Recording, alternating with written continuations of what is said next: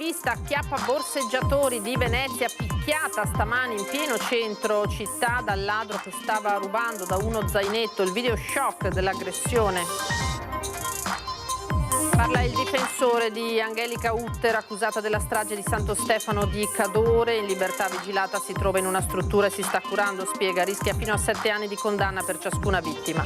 A Venezia la CGIL invita il ministro Salvini a venire in città per conoscere la realtà del territorio con la sua multiculturalità. Obiettivo l'insensatezza della proposta. Attento scuola.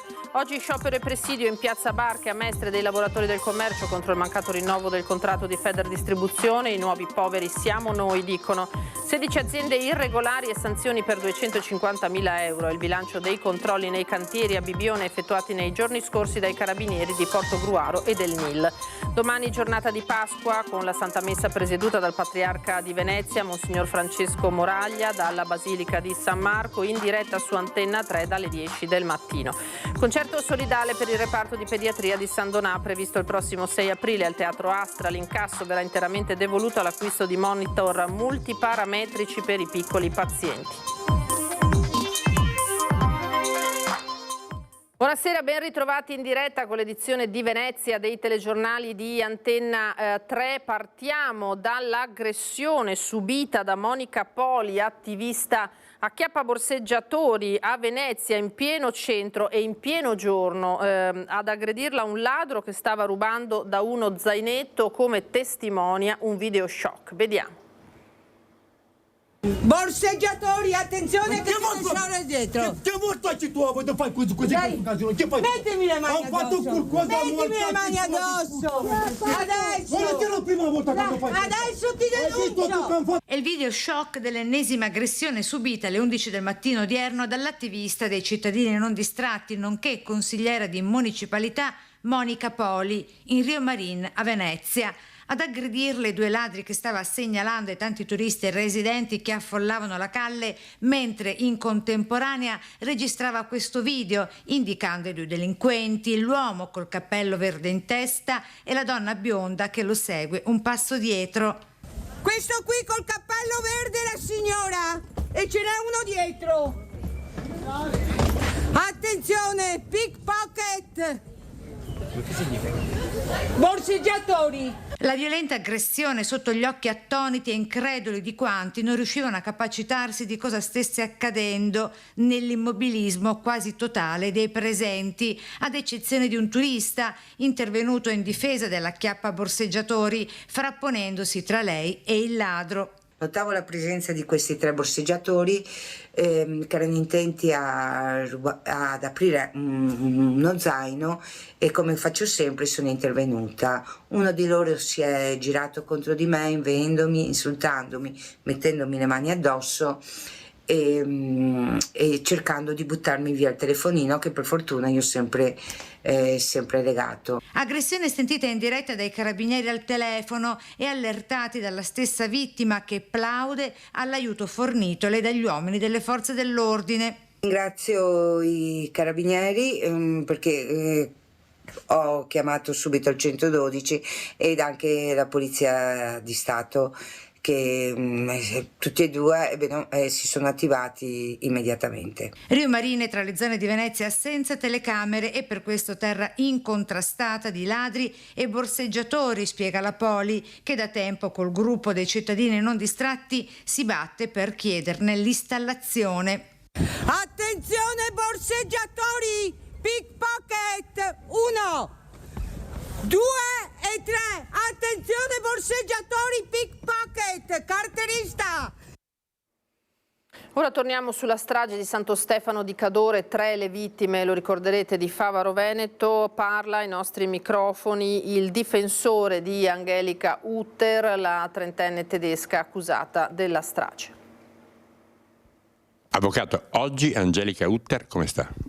Allora, oggi Angelica Utter sta meglio, nel senso che l'ho vista anche in occasione dell'udienza, di un'udienza che si è svolta ieri nel Tribunale di Belluno, e ho visto che sicuramente si è ripresa rispetto allo stato in cui si trovava, perché a mio avviso hanno accertato la malattia di cui la stessa soffre e hanno iniziato una cura, una terapia tale da far sì che l'Angelica si possa riprendere da queste problematiche. Dove si trova adesso? Adesso si trova in una struttura protetta, è stata applicata da parte del magistrato la libertà vigilata e si trova in una struttura protetta proprio per seguire questo percorso di riabilitazione, di cura e per venire fuori evidentemente da questo stato in cui si trovava precedentemente. E invece qual è il percorso giudiziario? Il percorso giudiziario adesso prevede, adesso innanzitutto è cessata la misura cautelare che era stata applicata precedentemente e gli è stata applicata una misura di sicurezza, appunto la libertà vigilata. E adesso i prossimi passi, presumo che dovrà fare il pubblico ministero, saranno la fissazione dell'udienza preliminare. Innanzitutto la notifica dell'avviso di garanzia e con la conclusione delle indagini e successivamente la fissazione dell'udienza preliminare. Tecnicamente può essere condannata a una pena detentiva? È ovvio che sulla scorta della perizia che è stata depositata da parte del collegio peritale nell'ambito dell'accertamento tecnico che è stato disposto, può essere evidentemente processata e come tale potrà essere ovviamente condannata. Noi dal canto nostro sosteniamo che invece la stessa fosse in stato di incapacità di intendere e di volere e che conseguenzialmente a nostro modo di vedere non possa essere condannata proprio perché manca l'imputabilità. Alla cronaca ancora un 28enne arrestato per una rapina in un supermercato a Marghera, un altro arresto a Chioggia mentre continuano serrati i controlli su Mestre e dintorni. Un 28enne veneziano ha prima preso prodotti di vario genere tra alimentari e cosmetici dalle corsie di un supermercato di Marghera, poi ha spintonato l'addetto alla vigilanza per fuggire, ma è stato preso dai carabinieri giunti in breve sul posto prima che si potesse allontanare. Poi è stato portato nel carcere di Santa Maria Maggiore in attesa dell'udienza di convalida con la quale il giudice gli ha imposto l'obbligo di presentazione alla polizia giudiziaria. Intanto continuano le operazioni a alto impatto sulla scorta di quanto determinato in sede del Comitato Provinciale per l'Ordine e la Sicurezza Pubblica. Nello specifico, tra martedì e giovedì, agenti e militari hanno controllato oltre 180 persone, di cui la metà stranieri e molti dei quali gravati da precedenti di polizia, e 16 esercizi commerciali, di cui 2 sanzionati per infrazioni alle normative di settore. Le attività sono state estese anche al compartimento di polizia ferroviaria, in considerazione dell'aumento di turisti previsti in città in occasione delle festività pasquali. Gli operatori, in particolare, hanno effettuato controlli su 27 treni in arrivo e partenza dalla stazione di Venezia Santa Lucia, identificando oltre 400 persone, molte delle quali con precedenti. Giovedì Chioggia è stata attenzionata speciale. Gli agenti del commissariato, con l'ausilio del reparto prevenzione crimine di Padova, hanno svolto un servizio coordinato controllando 50 persone e oltre 20 veicoli su strada. Nel corso delle operazioni un cittadino originario della città clodiense ma da tempo residente all'estero è stato rintracciato e portato in carcere in virtù di un ordine di carcerazione a seguito di condanna per vari reati di natura fiscale. Dovrà scontare 1 anno e 6 mesi di reclusione nel carcere di Santa Maria Maggiore. Tetto al numero di stranieri nelle classi, la proposta del ministro Salvini viene tacciata come razzista dalla CGIL che invita il leader del Carroccio in città. Una proposta razzista e figlia di una campagna elettorale. Così Monica Zambon, segretaria CGIL Venezia. Sì, noi crediamo che questa proposta sia del tutto, come si può dire, fuori contesto, anacronistica, fuori dalla società. Così la CGIL Venezia sulla proposta del ministro Matteo Salvini, avallata anche dal ministro dell'istruzione Giuseppe Valditara, quella cioè di imporre il tetto del 20% agli studenti stranieri in classe. Salvini dimostra di non conoscere i territori, specie la realtà veneziana e mistrina, con la sua acclamata interculturalità. Per questo lo invitiamo qui. L'invito sempre da Venezia del segretario generale della CGIL. Lo invitiamo a farsi un giro, a farsi una passeggiata in città, a vedere la presenza di moltissime famiglie straniere che sono venute qui per lavorare, che vivono nel nostro territorio. Tra Mestre e Marghera sfiorano quota 50% le lavoratrici di origine straniera occupate in diversi settori, specie come addette nella polizia, negli esercizi alberghieri ed extra alberghieri dati CGIL. Infatti, questi studenti sono figli di quella che è diventata una classe produttiva molto incisiva rispetto all'economia locale. Non dobbiamo mai dimenticare che questi lavoratori sono i lavoratori che lavorano a Fincantieri, sono le lavoratrici che lavorano negli appalti. Quindi mi chiedo quale sia, come si può dire, il vero scopo di una proposta del genere. Di certo non è una proposta volta a in qualche modo a determinare appunto la questione e a rendere la società sempre più inclusiva e appunto verso il multiculturalismo. Mettere un tetto al numero di studenti significa deportare ragazze e ragazzi a decine di chilometri da casa, facendo ricadere i costi sulle famiglie e incentivando la dispersione scolastica. Concludono i sindacalisti rinnovando l'invito esteso a Salvini. Noi l'aspettiamo, Ministro Salvini, ovviamente rispettando gli impegni di tutte le dichiarazioni che lei puntualmente fa.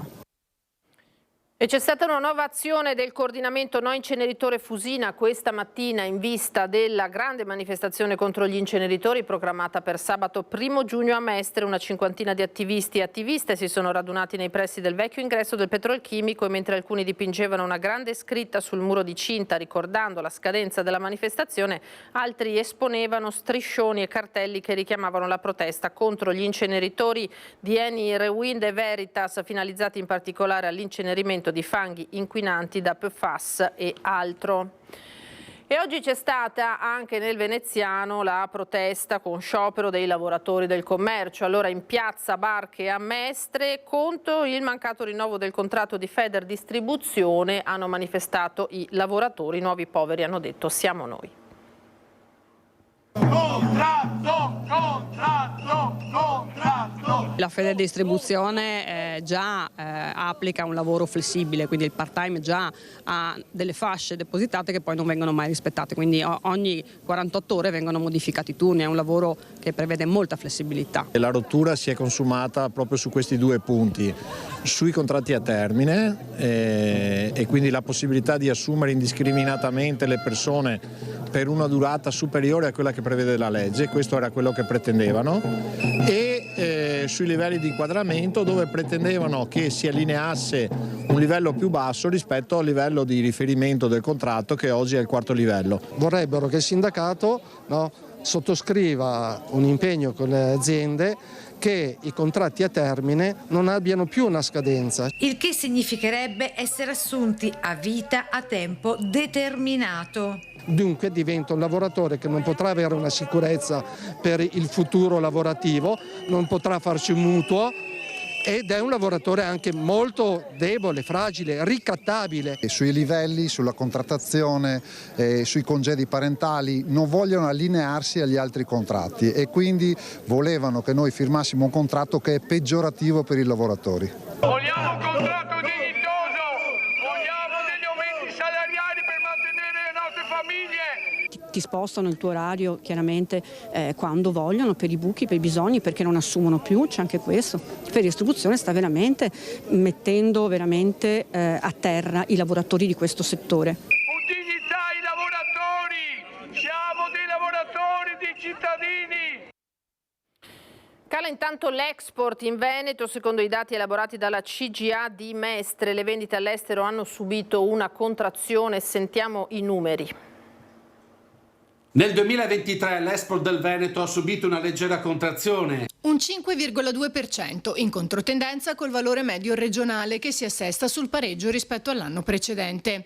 Lo dicono i numeri dell'ufficio studi della CGA di Mestre. A guidare la classifica della nostra regione è Vicenza. E in particolar modo Rovigo e Venezia. A seguire Treviso, Verona e Padova. Per contro, i risultati del comparto dei macchinari sono stati straordinari. più 8% rispetto al 2022. Guardando ai settori specifici, continua la forte specializzazione di Venezia nelle calzature e negli articoli in pelle, con una crescita delle esportazioni del 13% rispetto al 2022. Il valore delle vendite all'estero ha toccato quota 858 milioni di euro lo scorso anno, in netto aumento rispetto ai 759 dell'anno precedente. Positiva anche la crescita nel settore alimentare, con le vendite passate da 406 milioni del 2022 a 456 del 2023. Tornando a livello regionale, in termini assoluti, le vendite all'estero hanno sfiorato gli 82 miliardi di euro. Tra le altre regioni del paese, solo la Lombardia con 163 miliardi e l'Emilia Romagna con 85 hanno registrato un flusso di vendite superiore a quello veneto. Sperando in una ripresa dell'economia mondiale, per non perdere quote di mercato è necessario continuare a investire nelle grandi infrastrutture intermodali e nel sistema logistico della nostra regione, favorendo così tempi di consegna certi, rapidi e sicuri, in grado di garantire la piena soddisfazione del cliente finale. Controlli a tappeto nei cantieri di Bibione, il bilancio è di 16 aziende irregolari sotto il profilo della sicurezza, con sanzioni per 250.000 euro. L'operazione dei carabinieri di Portogruaro e del NIL, il nucleo ispettorato del lavoro, nei giorni scorsi. Numerose le violazioni in materia di sicurezza, ha scoperto un lavoratore completamente in nero. Tra le varie infrazioni, i militari dell'Arma hanno riscontrato assenza di visite mediche ai lavoratori, mancata dotazione dei dispositivi di pronto soccorso e dei tesserini di riconoscimento, oltre all'omessa formazione sulla sicurezza. 8 delle 22 aziende controllate sono state sospese per mancanza di protezioni necessarie per impedire ai lavoratori le cadute nel vuoto durante appunto la loro attività. Cambiamo tema, domani mattina, giornata naturalmente di Pasqua, dalle 10 appuntamento in diretta su Antenna 3 per la Santa Messa, presieduta dal Patriarca di Venezia Moraglia, dalla Basilica di San Marco. Domani mattina le nostre telecamere porteranno ancora una volta nelle vostre case in diretta la celebrazione dalle ore 10 della Santa Messa di Pasqua nel solenne pontificale del mattino dalla Basilica Cattedrale di San Marco a Venezia, presieduto dal Patriarca di Venezia Monsignor Francesco Moraglia. Una Pasqua di risurrezione che come segno particolare porta quest'anno in dono anche l'attesa per la visita di Papa Francesco, prima a Venezia e poi nelle altre terre del nord-est, Verona e Trieste. Che Pasqua è per lei, per Venezia, anche penso all'arrivo del Santo Padre tra pochi giorni? È una Pasqua come le altre perché celebriamo tutti gli anni la gioia della risurrezione. È una Pasqua diversa da tutte le altre perché attendiamo con gioia la venuta del successore di Pietro. Nella Basilica di San Marco domani è facile attendersi tra i turisti fedeli da varie parti del mondo, per questo alcune preghiere saranno recitate in più lingue. Ma una Pasqua che non può prescindere dal desiderio di pace e dal delicato momento internazionale che stiamo vivendo, come lo stesso Patriarca ha ricordato qualche giorno fa all'infiorato nel piazzale ferroviario di Santa Lucia. Bisogna pensare la pace quando si è ancora in pace. E Venezia è questo simbolo tra Oriente e Occidente. Le sue chiese, i suoi edifici, la sua storia parlano di questa capacità di unire l'Oriente all'Occidente. Unde origo inde salus. L'origine è un sì di una donna. Appuntamento dunque su Antenna 3 con tutti voi domani mattina dalle ore 10 dalla Basilica Cattedrale di San Marco. Prime anticipazioni sulla prossima mostra del cinema negli auguri di Pasqua che il direttore del festival, Alberto Barbera, ha riservato ai tanti appassionati della mostra del cinema. C'è la sorpresa nell'uovo di Pasqua in arrivo per l'81esima Mostra Internazionale d'Arte Cinematografica di Venezia, annunciata dal direttore del festival Alberto Barbera, nel classico messaggio di auguri pasquali dedicato a voi telespettatori delle nostre reti. Come ogni anno vorrei fare gli auguri di buona Pasqua a tutti i telespettatori. Ci stiamo avvicinando naturalmente sempre di più al periodo più intenso di preparazione della mostra. Abbiamo superato anche lo scoglio degli Oscar, dell'Academy, ne siamo usciti benissimo. Venezia ne è uscita molto bene con i 4 Oscar al film di Yorgos Lanthimos, Povere creature, che ha avuto anche un grande successo commerciale. Ma la sorpresa qual è? È presto per capire come sarà, come prenderà forma la prossima edizione della Mostra del Cinema di Venezia, ma i segnali sono estremamente incoraggianti. Ho già fatto 3 o 4 inviti di film importanti che naturalmente non posso ancora svelarvi. Il lavoro di selezione per il festival, che inizierà il prossimo 27 agosto, procede già a ritmi serrati. Seguitemi sempre con attenzione e fatemi gli auguri di buon lavoro, perché ne ho veramente bisogno. Io invece faccio a tutti gli auguri per una Pasqua felice, umida purtroppo, perché anche quest'anno pioverà. Concerto solidale invece per il reparto di pediatria dell'ospedale di San Donà di Piave. Si terrà sabato prossimo 6 aprile al Teatro Astra dalle 17:30. Musica, passione e amicizia si fonderanno insieme in una serata magica dalle note poetiche in un tributo a Renato Zero. Partiamo da zero, infatti il titolo della serata di beneficenza, con l'intero incasso che verrà devoluto all'acquisto di monitor multiparametrici per i piccoli pazienti del reparto. Evento patrocinato dal Comune di San Donà di Piave e dall'ULSS 4 del Veneto orientale. Vi ricordo, prima di salutarvi, che essendo l'ultimo weekend di marzo cambia l'ora questa notte, allora dalle 2 del mattino, orologi avanti di un'ora per ripristinare appunto manualmente per i dispositivi che ancora lo esigono gli orari. Tutti quelli elettronici invece si arrangeranno. Allora è tutto, a me non rimane che augurarvi una buona Pasqua e lanciare le previsioni del tempo. Arrivederci.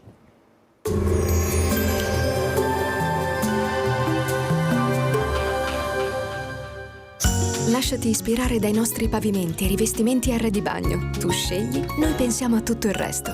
Meneghel, Aroncade, Treviso. Bentrovati al meteo. Pasqua con il maltempo, una perturbazione atlantica infatti raggiunge il nostro territorio. Vediamo il dettaglio di domenica. Sul Veneto tempo variabile, avremo locali schiarite inizialmente, poi specie nella seconda parte della giornata sarà più alta la probabilità di precipitazioni da sparse a diffuse anche a carattere di rovescio. Le temperature saranno in calo, minime tra 9 e 11 gradi, massime tra 14 e 18 gradi all'incirca. Ci spostiamo ora sul Friuli Venezia Giulia. Anche in questo caso sarà più asciutto al mattino, a seguire piogge intermittenti, anche abbondanti e localmente dei temporali forti. Temperature minime tra 10 e 12 gradi, massime sui 15-17 gradi. Infine diamo uno sguardo alla situazione del Trentino Alto Adige, dove saranno possibili annuvolamenti intensi accompagnati da rovesci, soprattutto nel pomeriggio e nel corso della serata. Temperature minime sui 7-8 gradi, massime intorno ai 13-15 gradi. L'aggiornamento meteo per ora termina qui. A tutti voi gli auguri di una serena Pasqua.